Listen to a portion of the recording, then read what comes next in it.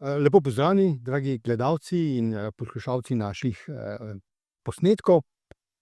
Leto 2025 je 80. obletnica konca druge svetovne vojne. O tem dogodku, tej vojni smo kar nekaj stvari že posneli v preteklih letih, ko so bile neke druge, približno okrogle obletnice. Ne gre zgolj za konec vojne, tako da danes v pogovoru z Kornelijo Ajlec ne bova govorila o koncu vojne.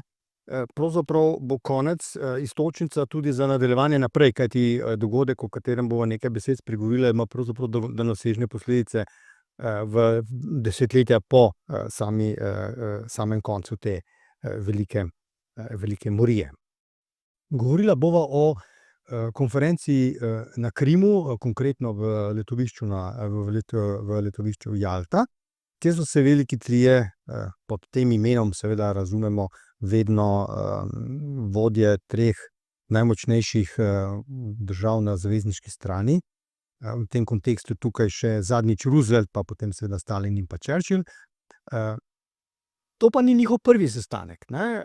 Veliki so se v različnih kombinacijah srečevali že pred tem, ne. Zakaj so se pravzaprav srečevali? Ja, zdaj odgovor je zelo preprost, ne. Zaradi koordiniranja odpora proti silam vsi na eni strani in pa tudi zaradi ureditve povojnega sveta po drugi strani, ne. Zdaj, tako kot si povedal, ta recimo koordinacija, ne, med zavezniki je bila praktično ves čas vojne v obstoju, ne.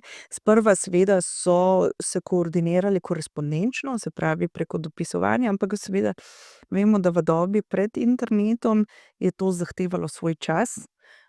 Potem je bilo vprašanje varnostnih kanalov in podobno. In tudi v dobi interneta enostavno vemo, da določenih stvari se ne da dogovoriti korespondenčno, ne. Tako da so zelo kmalu prišli do tega, da se morajo srečevati iz oči v oči. Sprva je to sicer potekalo večinoma na ministrski ravni, so pa se potem pojavile določene zadeve, o katerih se ministri niso mogli več dogovarjati. Se pravi, je bil potreben dogovor med voditelji držav. Tako, v državnem vrhu. Posledično govorimo v času druge svetovne vojne o 31 zavezniških konferencah, se pravi na ministrski in na najvišji državni ravni, med katerimi so zagotovo najbolj izstopajoče Teheranska konferenca, konec novembra, začetek decembra 1943, pa potem Jaltska konferenca, ne, ki bo danes nekako v ospredju, februarja 1945 in nato še Potsdamska konferenca, ki pa, do katere pa pride junija 1945, se pravi v času že po zaključku vojne na evropskem bojišču. Ob bok tem trem konferencam, ko se dejansko srečajo veliki trije, pa lahko postavimo še Atlantsko konferenco leta 1941, ko se Churchill in Roosevelt v bistvu dogovorita o vojnih ciljih, kar je potem temelj celotne strateške koordinacije zaveznikov v nadaljnjih 4 letih vojne. Pa se pravi konferenca v Casablanki v začetku leta 1943 in pa še prva kairska konferenca tik pred Jaltsko konferenco 1943. leta. In zdaj morda eden zanimiv podatek je, da se je Churchill udeležil kar 17 izmed teh zavezniških konferenc, Roosevelt 12, Stalin pa 7.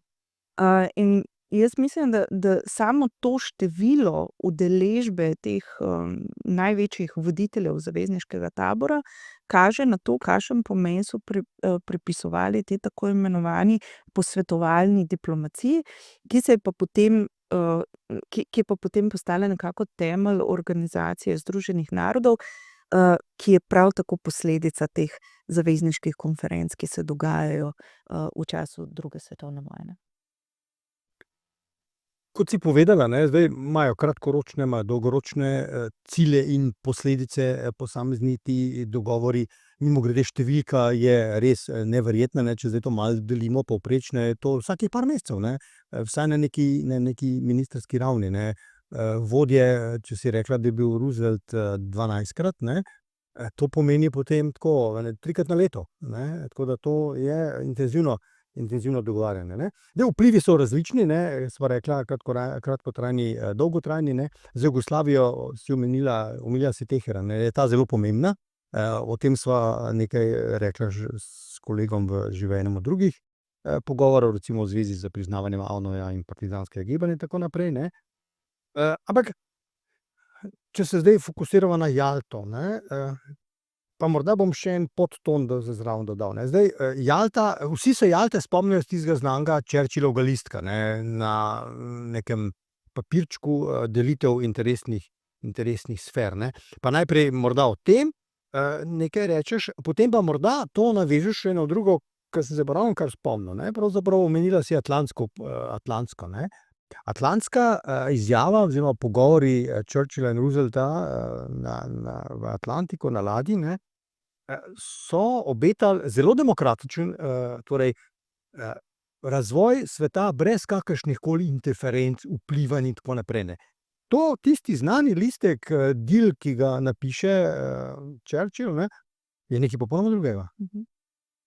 Ja, zdaj morda ta kontekst Jalte, ne, v kakšnem duhu se Jalta dogaja. Namreč ta duh Jalte je bil bistveno drugačen kot na primer v Teheranu, 43. leta. Če je v Teheranu v ospredju zlasti koordinacija, vojaške strategije v boju proti Nemčiji, se zadeve do februarja 45 bistveno spremenijo, ne. Pride do izkrcanja v Normandiji, pride do izjemnega silovitega napada zaveznikov z dveh strani na Nemčijo.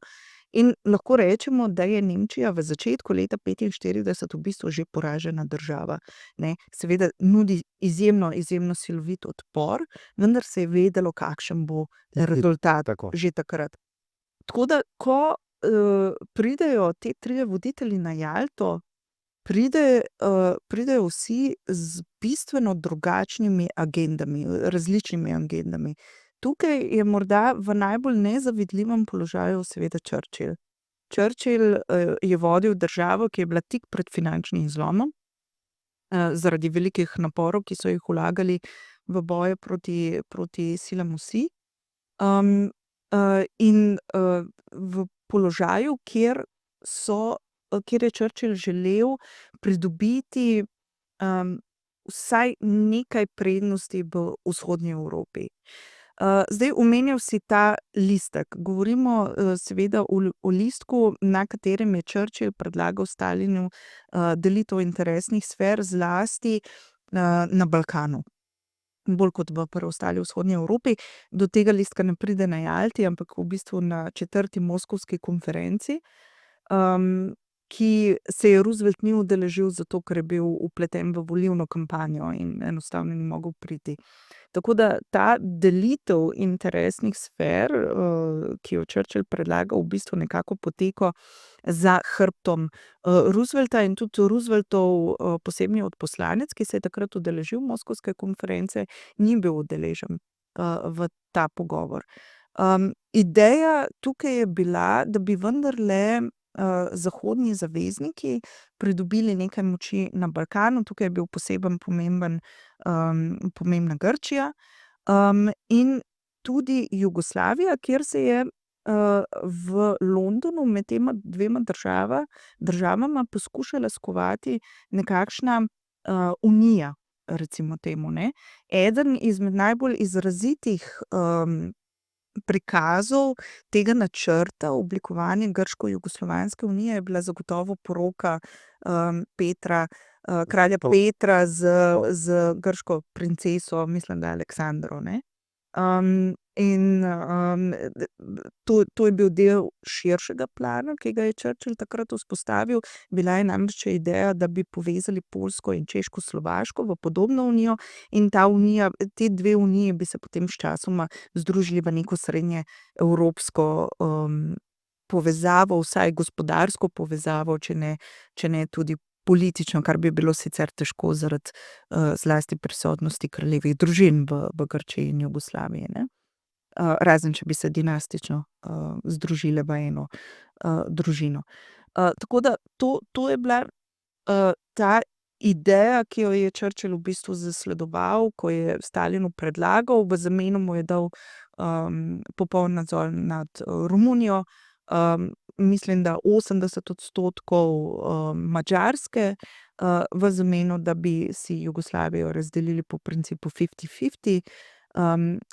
Grčijo je pa nazadnje pridobil na račun Bolgarije, mislim, da v odstotkih 90-10% za britansko oziroma grško kraljevo stran. Tako da to je bil ta kontekst tega dogovarjanja. No, na Jalti so se pa, kot rečeno, te stvari popolnoma spremenile. Churchill je sicer računal na podporo Združenih držav Amerike, vendar je Roosevelt tukaj prišel z idejo, ki Evrope ni dajala v ospredje. Njemu sta bili pomembni dve točki na Jalti. Prva je bila ta, da bi Sovjetska zveza čim prej vstopila v boje na Japonskem, pri čemer ni dobil nobenega zagotovila Stalina. Dogovor je bil, da bo, se pravi, končni dogovor je bil, da bo Sovjetska zveza v nekaj mesecih, nedorečenih, po porazu Nemčije vstopila v vojno proti Japonski, pri čemer je želela v zameno Kurilske otoke.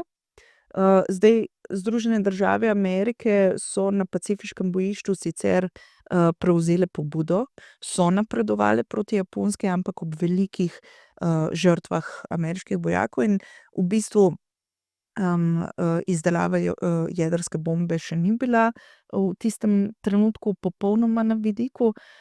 In največja bojazen Roosevelta je bila, kaj se bo zgodilo, ko se bodo ameriške čete izkrcale na japonskem ozemlju, se pravi na domačem teritoriju ene vojske, ki nudi tako velik in silovit odpor. To je bila torej njegova primarni razlog za prihod na Jalto.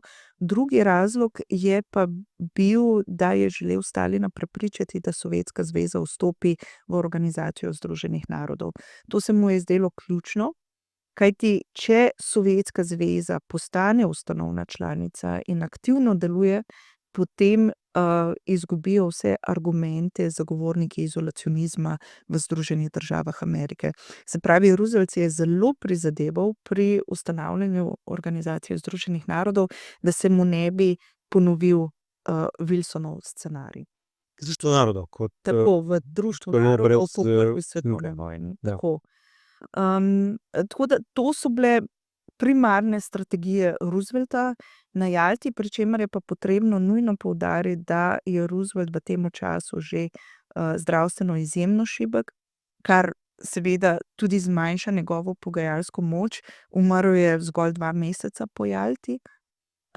In izkaže se, da je Stalin najmočnejša figura na Jalti. Tudi on je prišel z zelo jasno strategijo in njegova strategija je bila obvarovanje Sovjetske zveze v povojni ureditvi. In to je seveda nameraval narediti z oblikovanjem interesnih sfer, kot je v bistvu predlagal Churchill, vendar z bistveno večjim obsegom Sovjetske zveze. Zdaj, kaj je ležalo v ozadju teh interesnih sfer, zlasti varnostni vidik. Želel je ustvariti tampon cono nekih držav, kjer bi se lahko bojevala, na ozemlju katerih bi se lahko bojevala morebitna naslednja vojna.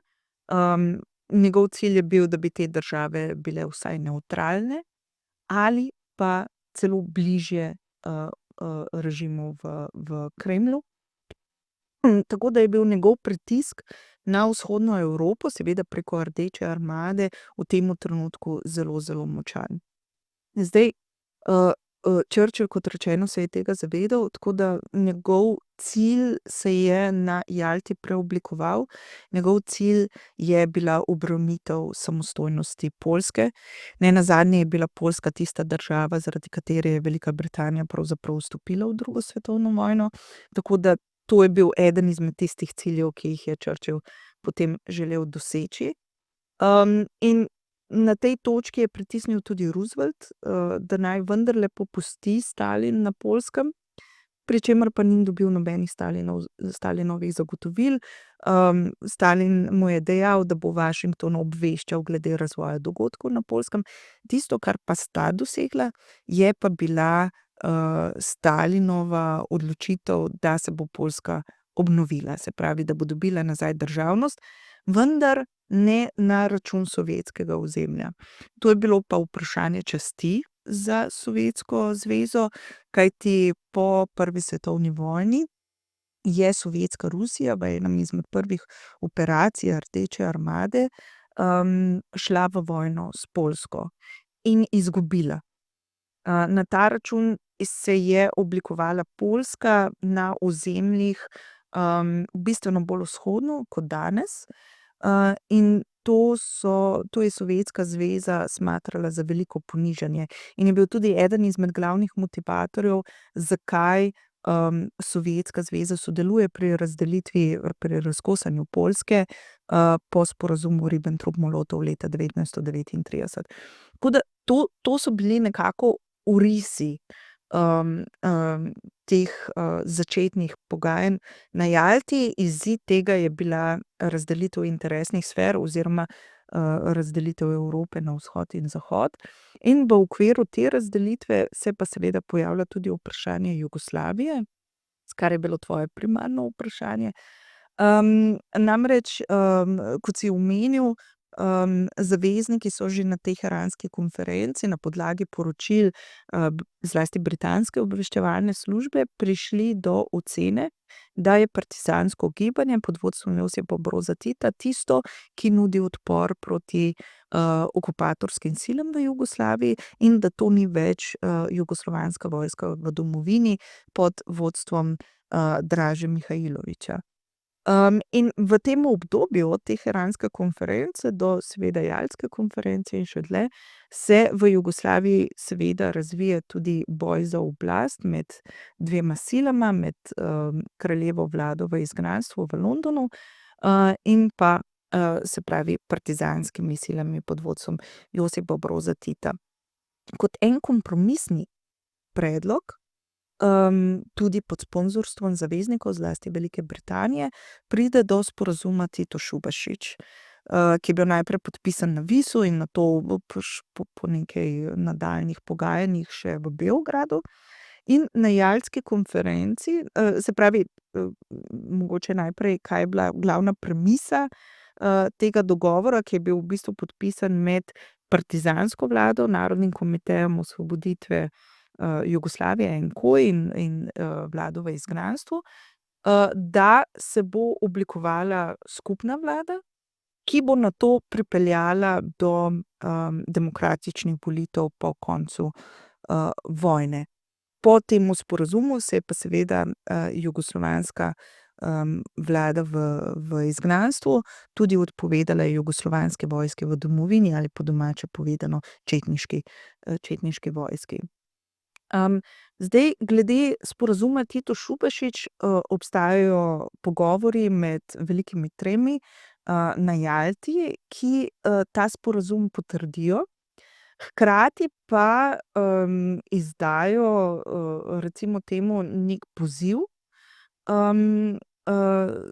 jugoslovanskim stranem, da sporazum Tito-Šubašić dejansko začnejo izvajati oziroma ga še bolj temeljito izvajajo. Pozvali so denimo, da se AVNOJ, se pravi predstavniško telo partizanske vojske oziroma nekakšen parlament partizanske vojske, razširi s poslanci predvojnega jugoslovanskega parlamenta, ki seveda niso sodelovali z okupatorji. Hkrati so tudi želeli, da potem ta nov dopolnjen AVNOJ, pripravi vse za sprejem nove ustave v Jugoslaviji. Ta predlog, zaveznikov z Jalte, potem Titu prenese general Maclean, in Tito ga v celoti sprejme. Ampak zanimivo, ne, že na Potsdamski konferenci, ko 4 mesece kasneje, denimo britanska delegacija poroča velikim trem, da se, sporazum Tito-Šubašič ne izvaja. Da so sicer dopolnili AVNOJ 6 poslanci predvojnega, parlamenta, vendar naj bi lahko zgolj za 3, rekli, da razmišljajo drugače, razmišljajo samostojno, vendar nimajo velikega vpliva, ker so bili postavljeni na nepomembne funkcije. Na eni strani, po drugi strani so pa tudi poročali, da se, sklepi drugega zasedanja AVNOJ-ja v Jajcu, se pravi AVNOJski sklepi, uporabljajo kot nekakšna neformalna, ustava in da so se ustavile vse, priprave za, sprejem nove ustave. Kasneje tudi, pridejo do tega, da je zelo malo verjetno, da bi te demokratične volitve, do katerih naj bi prišlo, dejansko odločile o nadaljnji vladavini, obliki vladavine v Jugoslaviji, se pravi, ali bo to monarhija ali bo to republika na neki, recimo temu pošten, demokratičen, način. Tako da do kritik, sporazuma Tito-Šubašič je prišlo,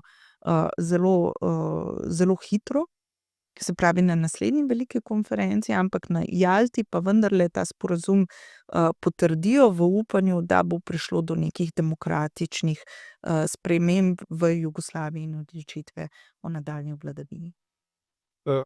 Če mogoče zdaj samo v globalu sumirava, ne. Torej, stari imperialist Churchill se je, dogovarjal z nekom, ki je, mislil imperialno, čeprav je bil komunist, ne, stari, ne. Ampak posledice so pa potem naslednja desetletja, vemo, omenila si, ne, ta, tamponske cone v Evropi in tako naprej. To je neki način pravzaprav nastavek tega, kar je potem nastalo, kar se vitira oziroma kar poznamo pod izrazom, hladna vojna, ne, kar potem zaznamuje evropski kontinent kot tak, seveda pa cel svet, v nekih drugih oblikah, naslednja desetletja, ne.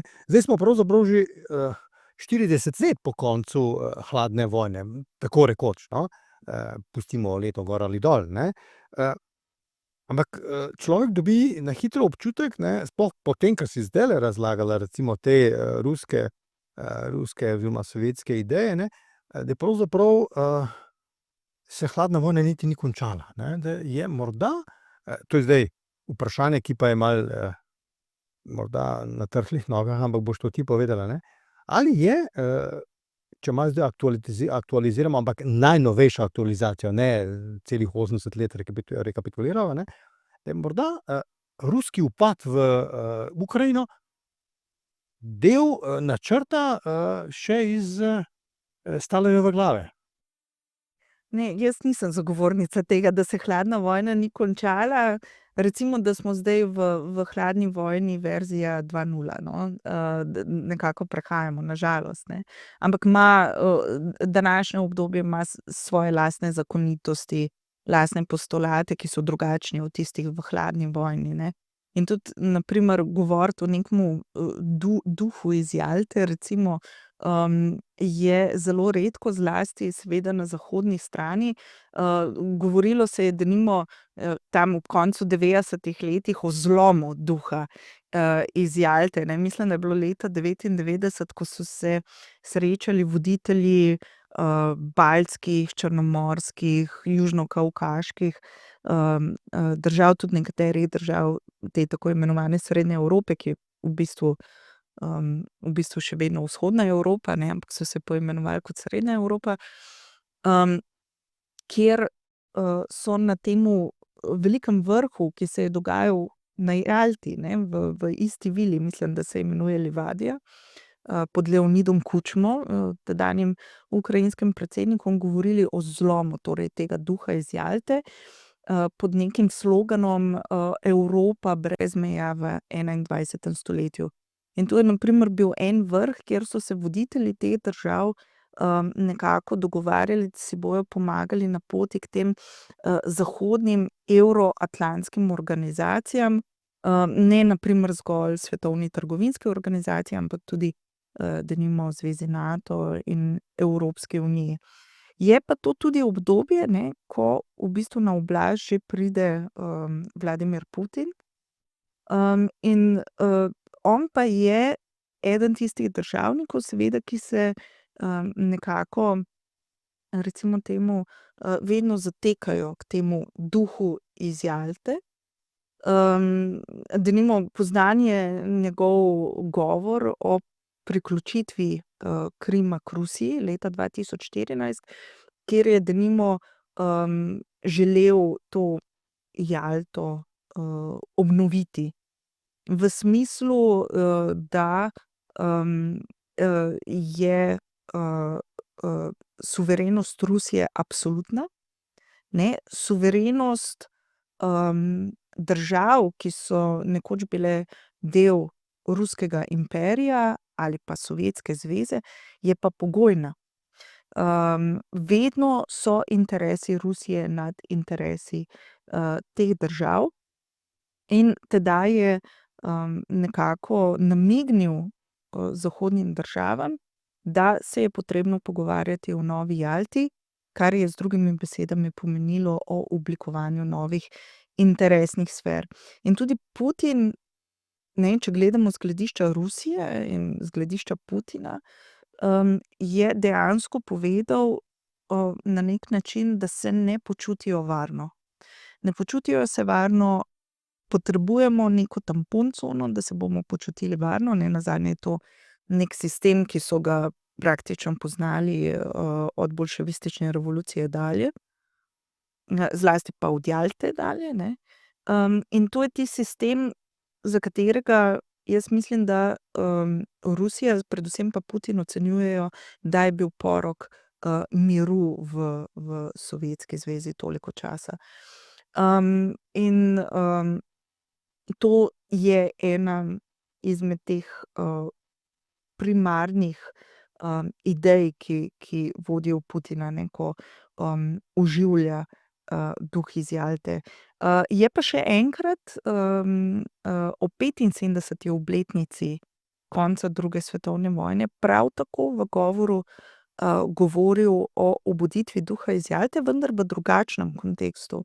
Govoril je v kontekstu zmagovalcev druge svetovne vojne, se pravi Rusije, Francije, Velike Britanije, Združenih držav Amerike in pa Kitajske, da bi mimo uveljavljenih mednarodnih organizacij, se pravi OZN, G7 in drugih, oblikovali medsebojno posvetovalno telo, kjer bi razpravljali o največjih problemih. To je bilo sicer, lahko rečem, relativno dobro sprejeto, denimo Francija in Kitajska sta se takoj odzvali, da sta za neko tako opcijo. Velika Britanija je imela neka dodatna vprašanja, ne. Edino Združene države Amerike se v tem kontekstu niso odzvale. Je pa tak predlog nove Jalte povzročil paniko zlasti v državah, ki so nekoč spadale pod interesno sfero Sovjetske zveze. Pojavila se je namreč ponovno bojazen, da se bodo velike sile pogovarjale o njihovi usodi brez njihovega dodatka, ne, brez njihovega inputa. In da bodo ponovno nek met na šahovnici svetovnih velesil. In iz tega seveda izhaja velika panika teh držav, ki jo pa zagotovo multiplicira zelo šibka evropska povezanost oziroma šibka Evropska unija, ki nekako izgublja nek svoj pomen v svetovni geopolitiki, lahko rečemo že od začetka tisočletja naprej. Pa OZN je, kot da ga ni.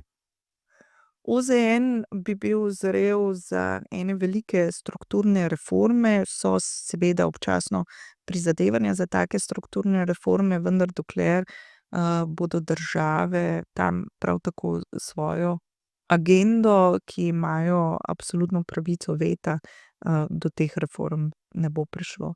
Je pa OZN, to sem večkrat že povedala, organizacija, ki je bila ustvarjena za neki drugi čas, ne, in kot rečeno, bi bila zrela za reforme.